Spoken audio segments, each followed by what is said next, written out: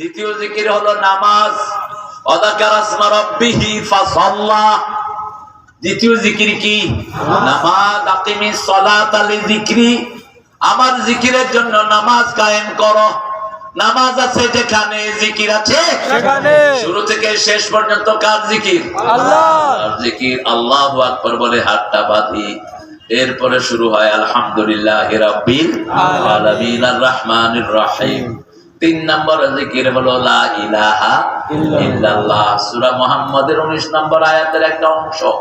ফাআলাম আন্নাহু লা ইলাহা ইল্লাল্লাহ। সূরা ফাতিরের শেষ আয়াতের শুরুতে আল্লাহ বলছেন মুহাম্মাদুর রাসূলুল্লাহ। দুইটা মিলেই হলো কালেমায়ে তাইয়্যিবা।